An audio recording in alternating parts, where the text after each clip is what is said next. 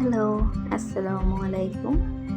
চলে আসলাম আজকে অন্য একটা গল্প নিয়ে আপনাদের মাঝে। স্কুলে এমন একজন ছাত্র প্রায় সব ক্লাসেই থাকে যে খুব বেশি কথা বলে না, কারো সঙ্গে ঝগড়া করে না, কেউ তাকে খুব একটা খেয়ালও করে না। আমাদের ক্লাসেও এমন একজন ছিল। তার নাম ছিল রাফি।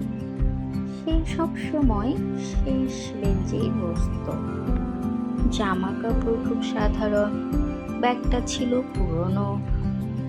টিফিনের সময় সবাই যখন হাসি আড্ডায় ব্যস্ত থাকত, রাফি চুপচাপ জানালার বাইরে তাকিয়ে থাকত। অনেকেই তাকে নিয়ে মজা করত। কেউ বলতো ও কিছুই করতে পারবে না, কেউ বলতো ওর কোনো স্বপ্নই নেই। কিন্তু কেউ জানতো না প্রতিদিন ভোর 5টায় উঠে সে বাবার সঙ্গে সবজি বাজারে কাজ করত, তারপর স্কুলে আসতো, বিকেলে আবার কাজ করত, আর রাত্রে পড়াশোনা করত। একদিন স্যার ক্লাসে একটি প্রশ্ন করলেন। কেউ সেই প্রশ্নের উত্তর দিতে পারল না। শেষ বেঞ্চ থেকে ধীরে ধীরে হাত তুলল রাফি। সে শুধু উত্তরই দিল না, সে এমন ভাবে বুঝিয়ে বলল যে পুরো ক্লাসটাই চুপ হয়ে গেল। সেই দিন প্রথমবার সবাই বুঝল চুপচাপ থাকা মানে দুর্বল হওয়া নয়। এরপরও রাফির জীবন সহজ ছিল না। টাকার অভাবে অনেকবার পড়াশোনা ছেড়ে দেওয়ার উপক্রম হয়েছিল, কিন্তু সে হার মানেনি। সে বলতো, আমার কাছে টাকা কম হতে পারে, কিন্তু স্বপ্ন এখনো ছোট হবে না।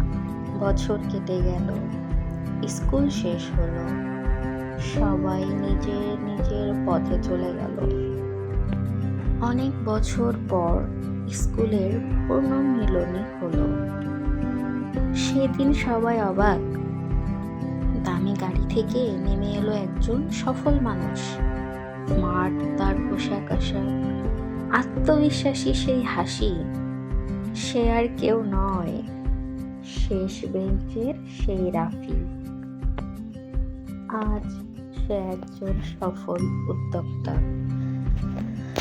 যারা একদিন তাকে নিয়ে হাসতো, তারাই আজ তার সঙ্গে একটি ছবি তুলতে চাইছিল। রাফি শুধু হেসে বলল, যেদিন সবাই আমাকে ছোট ভাবছিল, সেদিন আমি শুধু একটা কাজ করেছিলাম, স্বপ্ন দেখা বন্ধ করিনি। বন্ধুরা, পৃথিবীতে তোমাকে আজ কি বলছে সেটা গুরুত্বপূর্ণ নয়। গুরুত্বপূর্ণ হলো তুমি নিজের সম্পর্কে কি বিশ্বাস করছো। কারণ মানুষ তোমার বর্তমানে দেখে বিচার করবে, কিন্তু তোমার ভবিষ্যৎ তৈরি করবে তোমার পরিশ্রম। তাই কেউ যদি আজ তোমাকে ছোট করে, হেসে উড়িয়ে দাও। উত্তর তর্ক দিয়ে নয়, সফলতা দিয়ে দাও। হয়তো আজ তোমাকে কেউ চিনে না, কিন্তু একদিন এমনও আসবে যেদিন তোমার স্বপ্ন শুনে অন্য কেউ নতুন করে স্বপ্ন দেখতে শুরু করবে।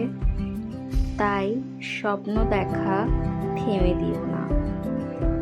ধীরে চললেও চলবে, কিন্তু নিজের স্বপ্নের পথ থেকে কখনো সরে যেও না। মনে রেখো, শেষ বেঞ্চে বসা মানুষটাও একদিন জীবনের প্রথম সারিতে দাঁড়াতে পারে। শুধু শেষ বেঞ্চে বসা মানুষ বলে যে তাকে ইগনোর করবা সেটা না। কোন মানুষের ভেতর কোন ইচ্ছা শক্তি লুকিয়ে আছে তা আমরা কেউ জানি না। তবে আমাদের উদ্দেশ্য যদি সফল হয়, আমাদের জীবনটাও সফল হয়ে যায়। আর তার জন্য কঠোর পরিশ্রমের দরকার। কখনো থেমে যাবে না। মানুষ পারে না এমন কোনো কাজ এই পৃথিবীতে নেই, কিন্তু সে কাজ করার জন্য চাই অদম্য ইচ্ছাশক্তি। আর যে এই ইচ্ছা শক্তির উপর কাজ করে গেছে, পরিশ্রম করে গেছে, সে জীবনে সফলতা পেয়েছে। তাই আমাদের পরিশ্রম করে যেতে হবে যতক্ষণ আমরা সফলতার মুখ না দেখতে পাই। এই গল্পটা কাল্পনিক হতে পারে, কিন্তু এর শিক্ষাটা বাস্তব। হয়তো গল্পের কোনো না কোনো চরিত্রে আপনি অবশ্যই নিজেকে খুঁজে পাবেন। কে জানে, সে শেষ বেঞ্চের বালকটা আপনি নিজেও হতে পারেন, বা আমি নিজেও হতে পারি। যদি গল্পটা ভালো লেগে থাকে একটা লাইক করে দিবেন, চ্যানেলটি সাবস্ক্রাইব করে দিবেন। আবারও দেখা হবে নতুন কোনো গল্প নিয়ে। ততক্ষণ সবাই ভালো থাকেন, সুস্থ থাকেন। আল্লাহ হাফেজ।